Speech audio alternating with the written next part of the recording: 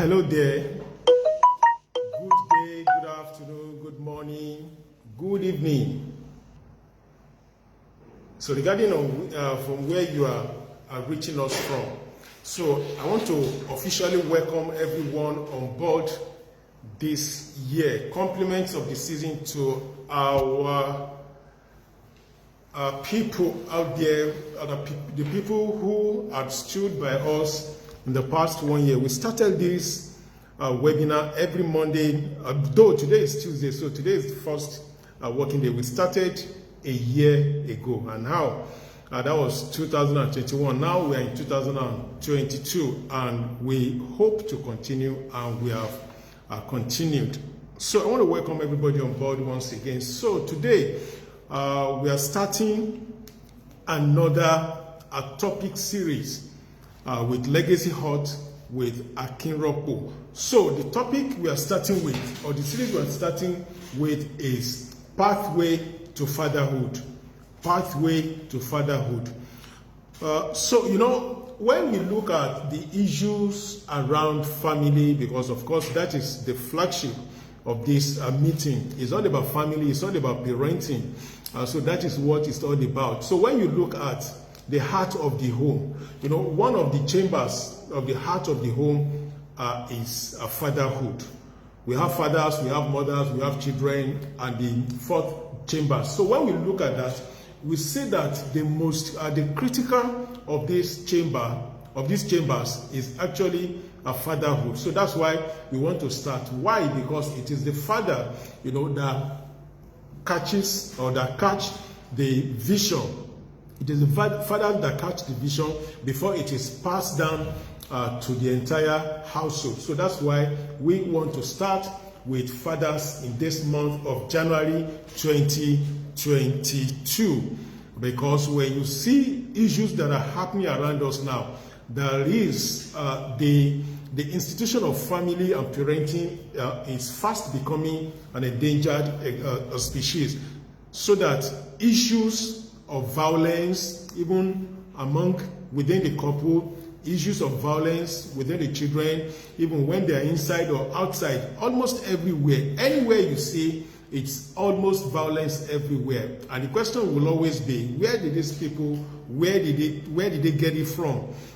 I'm not saying every violence that we see in our children gets to them, or rather those violence traits were brewed in them, or were first made, or were first formed in them in the home. That is not what I'm saying, though home is part of it. And at the same time, we can't actually still neglect the corrosive environment, the polluted environment, both in the media aspect and in the schools. So we can't neglect all those ones. But we really want to take care of the home. And taking care of the home front, we're starting with fathers. So that's why today's topic is Pathway to Fatherhood. So if you had seen this before now, if you had been to my Facebook page before now, I posted earlier on, the song by this great musician. Is late, Alhaji Sikiru Ayinde Barrister. And the title of the song is Family Planning. Family Planning. This song came out in 1982 when I was about 9 years old. That was when this song came out. This was the period I faced a lot of challenges, you know, from my fathers. You know, I was never loved. You know, I didn't feel loved. I didn't even see it happen to me, not even talk of even experiencing it, right? So, but when this song came out, this man sang about effectiveness of parenting and hinged the success of effectiveness of parenting on fathers, meaning that any father that gave birth to children must be ready to take care of them. You must be able to love them, care for them, and provide for them. So all these things I lacked, you know, from my father. So then I will always go back to this song, even as relatively young as I was then. I will always listen to this music, and the music then served as a coping mechanism, right, for me back in the days while I was growing up. And I grew up with it. Almost every time that I had any challenge with anyone, I will always listen to this music, because what was happening around me then was nothing to write home about compared to the philosophies behind the song Alhaji Sikiru Ayinde Barrister was singing. So if there is a particular singer or particular lyrics that actually prepared me for fatherhood that I'm doing now, it is the song of Alhaji Sikiru Ayinde Barrister. That's why I played it earlier on, and I wanted everybody to learn a few lessons from the song I played that. So today's topic is Pathway to Fatherhood. It's a series, but the topic under it is legacy preservation. Legacy preservation. So to start with, what is legacy? Legacy can be defined, my own definition now, because as it relates to the topic that we're talking about, so it has to do with intangible and tangible wealth left behind by any father. Legacy is defined as intangible and intangible wealth left by a father for the children or for the generations coming behind. So another one is, what is preservation? Preservation is a state of being preserved. So what is preserve itself? Preserve means maintaining the original state of something. Maintaining the original state of something. So that means is maintaining the original state of intangible and intangible asset. Tangible and intangible wealth. So that is what legacy preservation is all about. So how do fathers of today preserve the legacy that we want to leave behind for our children? How do we preserve the legacy we want to leave behind our children, for our children? So many people, when I even posted it yesterday, a question was asked: if we do this, why then do we still have some irresponsible fathers in our midst? Why then do we still have irresponsible fathers in our midst? When I read that comment, that comment really hit me harder. As in, so in spite of what we're saying, so do we still have some people who are irresponsible fathers, right? So, the response I gave the person is, in spite of those things that we say, the challenges that we're facing by the day, in fatherhood, we will not keep silent. We'll continue to talk about what fatherhood is all about, what people must do to maintain legacy preservation in fatherhood. So the first thing for us to do to maintain legacy preservation in fatherhood is self-discovery. Self-discovery. There is something that I've known so far. Don't forget, the first thing that we must do for us to preserve the legacy, or for legacy preservation, is self-discovery. So you must first of all discover yourself as a man before you want to talk about being a father. This is one of the challenges that many of us face. Let me give it here. I've said it here before, and I'll continue to say that I was not prepared well as a father. Even though I knew I was going to be a good father, even though I knew I wanted to be a good father, even though I knew that I was a good father, when I first came into fatherhood, early first 2-3 years of my marriage, when we had our first child, I still believed that I was a good father, but I was not, because I had never mastered what it takes to be a man. So when no one has mastered what it takes to be a man, it's going to be pretty difficult for that person to know or to want to be a good father. So how do you know? How do you what does it take? What are the things that you need to do, or we need to do, to first become a man before we become a father? The first one is, who are you as a man? As a young man that is watching now, as a teenager that is watching, as any man that is watching this one now, who are you? So if you have not really defined who you are, you've not really gone on a journey of self-discovery, you've not really know who you are, you've not really know your calling, you don't even know why you are living, you can't really still be a father. Even though you are 30 years of age, you are 40 years of age, you are 50 years of age, if you have not really embarked on a journey of self-discovery. So what are those things? that are there in self-discovery. I've mentioned the first one. Who are you? Before you want to even get married at all, before you want to decide that I want to have a wife, I want to have a child, or I want to have children, you must first of all discover who are you. What do you represent in the scheme of things in this world? What do you know, or what do you have to offer the society beyond the fact that you wake up in the morning, you come back in the evening, then at the end of the month, you earn your salary, maybe 1 million, maybe 2 million, maybe 250,000, maybe 50,000, maybe 100,000, regardless of the amount that you go home with every month. You must first of all discover, known who you are. If you know who you are, that is the first step. Then the second one is, what do you want in life as a man? Many of us fathers are still battling with this challenge. We don't know who do we want to be in life. We don't know. While I was getting married, immediately I left school, I knew I wanted to be a good husband to my wife. I knew I wanted to be a good father to my children. I knew I wanted to impact my world positively, but I didn't know how to go about this. Nobody taught me, and at the same time, I didn't seek knowledge. I didn't go to meet people that what does it take to be a man. I just felt that I was old enough.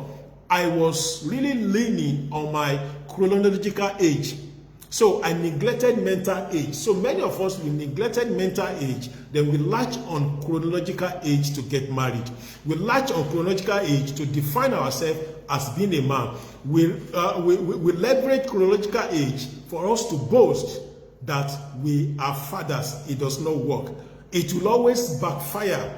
Then I'm going there now, and then you will know the reason why all these things backfire, right? So the third one is, what or why do you want to marry if you want to?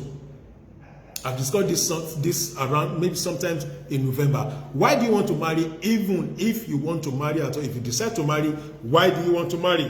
Then how many children do you want?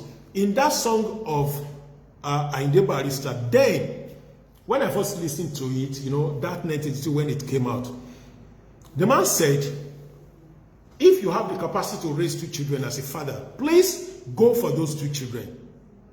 Don't go for 8 children, because by the time when you have the 8 children, by the time you are done with the 2, or you want to face the 2, what happens to the remaining 6?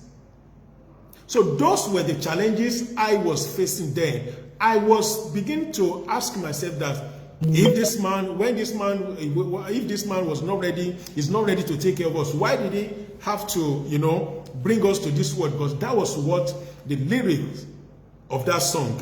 So you must be able to know, before you want to become a father at all, you must be able to know, how many children do you want? Then, have you reconciled with your past? This is where the bulk of the problem is. Now hear this. Many of us fathers, many fathers today, they've not reconciled with their past. They've not really sat down to identify areas that their forefathers or fathers or immediate fathers stumbled. They've not really identified all those things. But they knew their fathers were not doing something right. They knew when they were living with their dad, the dad didn't just do some things right. They knew the mistakes of the dad. But they failed, or they've not really gone on a journey to really scrutinize, why did my dad behave this way? What led to my dad to stop? My dad was a good man. My dad was a very reasonable man, was caring, but what led to him stumble in this particular area? Why couldn't he take care of us very well? Why did he marry wives? Why did he leave his job? Why was he get sacked? Why didn't he do this? Why didn't he do that? We didn't want to really ask questions. We didn't want to embark on this journey because we felt that it is none of our business, in as much I want to be good on my own. I want to tell you that it's going to be difficult for you to do so, because you came out of that man, and you are likely going to make mistakes that your father made if you had not embarked on a journey that I'm discussing now. Some people call it generational curses, right? It is not generational curses. I beg to differ. It is not. This is something I'd fought before. I'd prayed against it before, that I thought it was a generational curse that were trailing me around until I embarked on a journey of self-discovery. I discovered that it was never at any point in time a generational curse. So I don't want any father watching this one to really fall into that self-limiting belief that whatever that you are facing now, that is because of a generational curse of your forefathers. No. So let us settle down. Let us settle that once and for all. What is happening there, it is what I call it, because when I embarked on my own journey, and I call this generational programming. It is a generational program. It is never a curse, because some of us, or every one of us, you see, everything that we do, everything that we relate, everything that we exhibit is taken out of our subconscious mind. And our psychologists have said that 90% up to 95% of what, or let's just be mild enough, let's say 90% of everything we do, the way we react, the way we respond, the way we do things at all, is taken from our subconscious mind, which is 90%. So 10% is from our conscious mind. Conscious mind is all about self-development. Conscious mind is what you get from, when you read a book, or you read any faith book, or somebody speaks to you, or somebody tries to tell you what to do right, that the way you did something was wrong, do this way, do this right. Conscious mind is all about exposure, but it is so minimal. The percentage is so minimal to the subconscious mind. So you are likely going to behave like your dad. This is something that happened to me before I embarked on a journey of self-discovery. So, unknown to me, I was behaving like my dad to my children.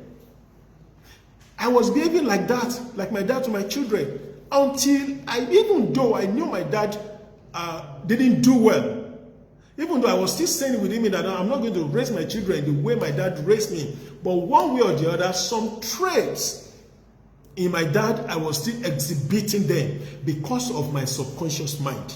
Because the blood of my dad is in me. Not generational curse, but generational programming. Because I have watched my dad, I have lived with him, and I've seen him behave in a manner to us. So I was almost behaving same thing to my daughter until when she was about 2 years. I said, wow, what am I doing? That was going the way my dad went. So I had to call myself back. And I subjected myself to critical reasoning, subjected myself to personal development, and I embarked on a journey of self-discovery. That was when I knew that not until we do that, we're not going to be the kind of father or the type of father that the world needs. Now, the last one is, have you forgiven those who hurt you? So in the journey of, in our journey as teenagers, in our journey as children, many people would hurt us. Some of our fathers will, deliberately hurt us. A lot of things they would do. Mothers, a lot of things, some of them would do. I'm not saying all of them. A lot of things cousins will do. A lot of things uncles will do. And the next thing is, when I grow up, I'm going to show this man. When I grow up, I'm going to show this uncle. But guess what? By the time you grow up out of them, you move to another city, you don't even get to see them again, let alone talk of showing them or get even, right? But one way or the other, what they did to you, you still feel hurt. And hurting somebody who has not sought closure is somebody that will first of all hurt himself or herself before the person begins to hurt others. That is the cycle of life. So you must first of all seek forgiveness and forgive everyone who has hurt you as a teenager. Everyone who has hurt you when you were single. Not until you do that, you must be able to forgive them and forget. Not until you do that, it's going to be difficult for you to become a man. This is a practical lesson. There are practical lessons. These are the stages I went through before I realized that, yes, I am now a good father to my children, that I'm now going to teach them on legacy preservation. So when we want to talk about legacy preservation, the first thing that we must identify is self-discovery. If you have not embarked on a journey of self-discovery, it's going to be difficult. No matter how long that we have gone as fathers. Bad thing, or rather, let me just say, generally, the same wrong generational programming that was passed down to us, our children will still inherit the same. That's the first one. Then the second one is we must know that fatherhood is transgenerational. Fatherhood is transgenerational, and let me tell us the secret. Most fathers that we see today that are doing well, right? They either inherited such greatness from their own fathers or forefathers, or they inherited, or rather they achieved such greatness as a result of the personal development they've done. We've seen all those cases, in our faith books. We've seen them in the Bible, we've seen them in the Quran, and we've seen them around us. I know of a family that the fourth generation are still doing well, the same way their forefathers who laid the foundation were doing. And I still see some family also who are not doing well, who on account of the fact that their forefathers didn't leave a right step or right programming for them. But as a result of a personal development, as a result of their own personal exposure, right, they lay the foundation of greatness for their children. So I want us to get it right. Before we begin to talk about generational curses, before we begin to talk about generational sins, that the sins of the forefathers, curses of what the forefathers did, that thing attracted curses on them. We must be able to, first of all, identify ourselves, search yourself, search through. Have you embarked on a journey of self-discovery? If you haven't done that, you need to do all those things. When you do that, you'll always know that it is not about generational curses. It's all about generational programming. So we must be able to know fatherhood is transgenerational. Effective fatherhood is transgenerational. God said concerning Abraham, he said, I know Abraham, my friend, will nurture his children after my heart, after my commandment. Abraham was someone who had embarked on a journey of self-discovery. He walked with God. Abraham walked with God, and God was testified of him, of a fact that Abraham is going to be a good father. Guess what? The time God was saying this about Abraham, Abraham had no child. Ishmael hadn't come. Isaac hadn't come. God said, I know of Abraham, he will raise his children, because Abraham had gone through everything that we are saying here. Abraham knew about self-discovery because he came out of another tribe. Then God called him out. He went through the journey of self-discovery. It wasn't about generational curses. Abraham came out of where? Out of idolatry family. But God took him through the journey of self-discovery, and he was following God, and God could testify of him even before he had a child, right? So fatherhood is transgenerational. Most fathers that we're seeing today, they either inherited greatness from their forefathers, or they become great as a result of their own personal exposure. So personal development. So as a father, you are watching now, what manner, what type, what kind of personal development are you exposing yourself to for you to become a great father for your children?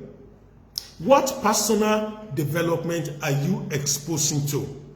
Today's fathers must think what they are preparing for the next generation. What are you preparing for the next generation? It is a taboo, it is a sin before the Lord for you to prepare for your present generation alone. You are not thinking about fourth generations coming behind you. What kind of foundation are you building? Then again, how are you improving on what was handed over to you? I don't want us to be like Joshua, biblical Joshua in the Bible.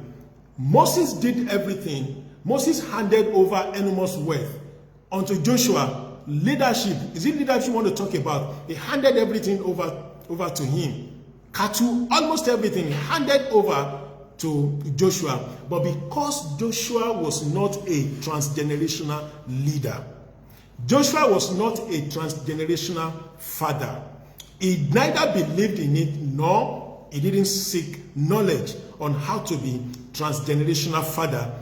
He died alone. He left the nation of Israel leaderless. He left them without any, he left them like a sheep without a compass. That was exactly what he did, but that was not what was handed over to him. So he was a product of transgenerational transgenerational fatherhood, but he did not follow that path. So many fathers today that I see are still working in that path.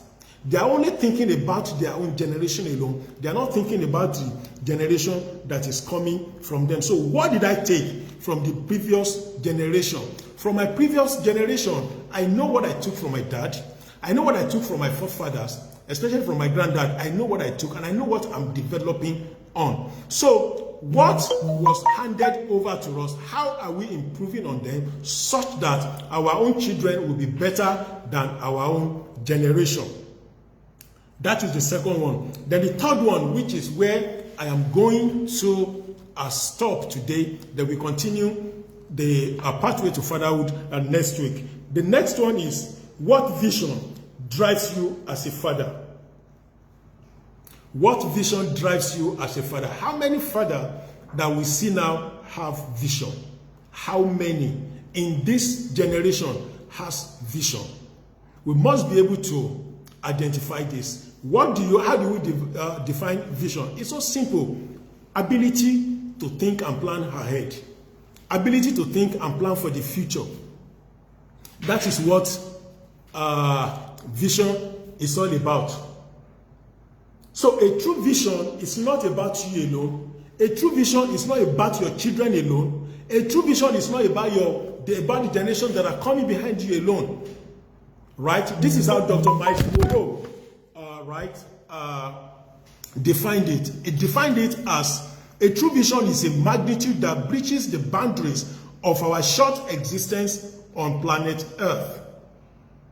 A true vision is what? Is a magnitude that breaches the boundaries of our short existence on planet Earth. So if it is a true vision, that vision must be able to outlive you, must be able to outlive your children, and must be able to be beneficial to everybody. So in my family now, as a father, we scripted our vision out. Thank God for coaches who helped me out. We scripted our vision out. Let me read our vision out here. Our vision for my house now, for my family as a father, is an innovative team of solution providers collaborating to promote superior results in service to God and humanity. An innovative team of solution providers collaborating to promote superior results in service to God and humanity. So if you pride yourself as a father, oh, I'm a proud dad, in the next few months now, maybe during June, you'll be saying it, I'm a proud dad, I'm a proud dad. Children will be singing, I love my dad is that. Please, when we are doing this, don't let us forget, what is your vision as a father? This is pathway to fatherhood. So if you don't have a vision as a father, no, have one now. And having a vision as a father is not something that you think that you just go to Google to go and copy. Oh, this is my vision as a father. It must be something that emanates from within you. Out of your belly shall flow what? Rivers of living water. So meaning that out of your belly shall flow vision. Out of your belly shall flow value statement. Out of your belly shall flow mission statement. Out of your belly shall flow creed. So when you wake my children, when you wake any one of them now and you ask them, what is your mission statement in this family? They know. They will say this out. When you ask them, what is your vision as a family? They know. They know that we are an innovative team of solution providers collaborating together to promote superior results in service to God and humanity. They know that they cannot in any way live without vision, because if we are talking about legacy preservation without a clear-cut vision in fatherhood, or that a father had scripted for the family, it's a nullity. It's a nullity. Without a vision, you can't discipline your children as a father. Why are you disciplining? What did the child do wrong? How do you measure that what the child has done is wrong? How do you measure it? Without a vision, you can't measure it. Without a vision, you can't measure the progress of the success of the family, of the success of the children. You can't measure the progress. How do you just want to say it? It's possible, maybe if a child scores 80%, if that 80% does not tally with the vision statement of the family, well, that is not excellent, that is not successful enough. So those are the things. So if a child does something wrong, if what it does it violate the vision of the house, of the home? Does it violate the mission statement? Does it violate the value creed of the family? So those are the things that we need to know. So for you for us to go as fathers, to go on a right pathway to fatherhood, the last thing that we must do, of course I have 6, but I only explained 3 for us. Now the first one, don't forget, is self-discovery.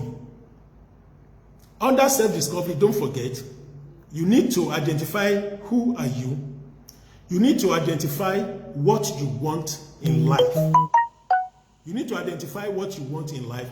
Then again, you need to identify why you want to marry. If you decide to marry at all, it's not by force. Then you must identify also how many children that you want to have when you marry. Then you need to scrutinize yourself about some things in the past of your parents, what your fathers did in time past, your father's behavior. You need to curate, you need to ask questions about some things they did wrong. In asking the question about something they did wrong, you need to reconcile. When you reconcile, then you forgive, then you forget. Because if you have not forgiven, if you have not reconciled, you've not forgiven, you've not forgotten, it's going to be difficult for you to do whatever that you want to do for your children. You would think you had outgrown all those terrible childhood experiences, toxic childhood experiences that you grew up with. You would think that you had outgrown them, but in your subconscious mind, you will still be behaving same way to your children. Because like I explained, everything that we do them out of in 100% that we do, 90% of our responses, our reaction, and the way we speak to people are taken from our subconscious mind. Subconscious mind has to do with how we were raised, who we saw when we were growing up, who we saw around us, how some people around us behave. The pastors, the imam, the uncles, teachers, our fathers, mothers, siblings, how they relate, right? So that is how we react. Subconscious mind will always come. Then 10% is less than 10% rather is out of our conscious mind. And conscious mind has to deal with the personal development that we exposed ourselves to. So until we debug those toxic activities in our subconscious mind, we may not be able to become great fathers to our children and to the generation, to humanity and to God as a whole. Then the last one, that is the vision. Vision drives you as a father. It is the vision that drives you. And I say the vision is the ability to think and plan ahead beyond the present generation. I've explained to us how we can get this right. Like I explained, our own vision, we are innovative team of solution providers collaborating to promote superior results in service to God and humanity. So how many fathers have this? When we don't have, let us go and learn how to script vision for our family. This is pathway to fatherhood. It is difficult, right? Fatherhood is a serious business. Fatherhood is not natural. Just like parenting is not natural. The same way fatherhood is not natural. There are skill sets for everyone to grow with in fatherhood and in parenting. This we must learn. Just the same way somebody can't just come out of university now as a medical doctor and the same thing just the same person just go to begin to operate. It's not like that. You need to learn. We need to learn, and parenting and family is one of break in transmission. So parenting and family is one of the mountains that supports the world. It's one of the mountains that supports the world. Just like we have business and economy, just like we have media and entertainment, the same way we have parenting and family, just like we have religion and faith, the same way we have parenting and family. Somebody can't just wake up and say that I want to go and set up a church. No, you need to go through the rudiment of knowledge. That's why I want to encourage everybody. You are a father out there, and you know who is a father out there, or somebody who is aspiring to be a father. Let us tell that person that fatherhood is not natural. There are skill sets to it. So next week, I will come with another subtopic under this series, under Pathway to Fathers. So, Pathway to Fatherhood. So till then, I want to thank everybody who has come on board today.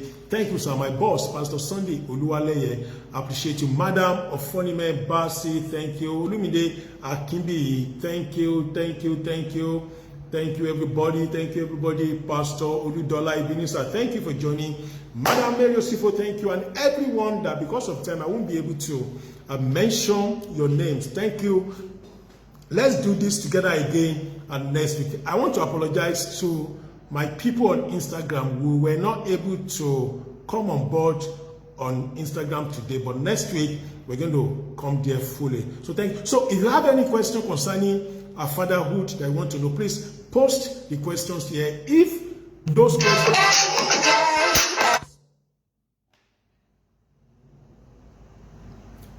okay are questions that you don't really want to expose, just go to my DM, post the questions there, then I will respond to you. So thank you. God bless you.